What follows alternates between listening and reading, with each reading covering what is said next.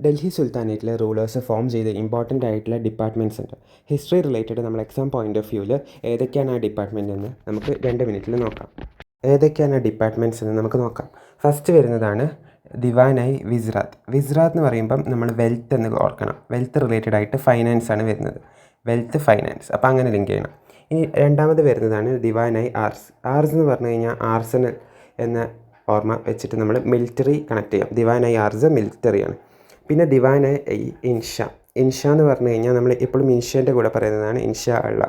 അപ്പോൾ കറസ്പോണ്ടിങ് ആയിട്ട് വരുന്നത്, അതുകൊണ്ട് ഇൻഷ കറസ്പോണ്ടൻസ്. പിന്നെ ദിവാൻ-ഇ റിസ്ലാത്ത്. റിസ്ലാത്ത് എന്ന് പറഞ്ഞാൽ അപ്പീലാണ്. അപ്പോൾ റൈറ്റ് ടു അപ്പീൽ എന്നോർത്താൽ മതി. ഇത് ഓരോ കീവേഡ്സ് വെച്ചിട്ട് നമ്മളിങ്ങനെ നോക്കിക്കഴിഞ്ഞാൽ പെട്ടെന്ന് കിട്ടും. പിന്നെ ദിവാൻ-ഇ മുസ്കത്ത് രാജ്. മുസ്കത്ത് രാജ് എന്ന് പറഞ്ഞു കഴിഞ്ഞാൽ അരിയേഴ്സാണ്. അതായത് ഇലോൺ മസ്ക് ഉണ്ടല്ലോ, ഇലോൺ മസ്ക് വലിയൊരു ബിസിനസ്മാൻ ആണ്. അയാൾക്ക് കുറേ കടങ്ങളുണ്ടെന്ന് വിചാരിക്കുക. അപ്പോൾ മുസ്കത്ത് രാജ് അരിയേഴ്സ് ഉണ്ട്. പിന്നെ കോഹ്ലി എന്ന് പറഞ്ഞു കഴിഞ്ഞാൽ അഗ്രികൾച്ചറാണ്. വിരാട് കോഹ്ലി എന്ന് പറഞ്ഞു കഴിഞ്ഞാൽ നമുക്കറിയാം വളരെ ഹെൽത്ത് ഓറിയൻറ്റഡ് ആയിട്ട് ഓർഗാനിക് ആയിട്ടുള്ള ഫുഡ് മാത്രം കഴിക്കുന്നതാണ്. അപ്പം അഗ്രികൾച്ചറാണ് ദിവാൻ-ഇ കോഹ്ലി. ഇനി റിയാസത്ത്. റിയാസത്ത് എന്ന് പറഞ്ഞാൽ കൊമേഴ്സാണ്. നമുക്കറിയാം മുഹമ്മദ് റിയാസ് മന്ത്രിയുണ്ട്. അപ്പോൾ അദ്ദേഹത്തിന് കൊമേഴ്ഷ്യലായിട്ട് നല്ല വാല്യൂ ഉണ്ട്. അതായത് ബാൻഡഗാൻ സ്ലേവ്. ബാൻഡഗാൻ എന്ന് പറഞ്ഞു കഴിഞ്ഞാൽ ബന്ദികളാക്കുക. സ്ലേവുകളെ എപ്പോഴും ബന്ദികളാക്കിയിട്ടാണ് കൊണ്ടുപോകുക.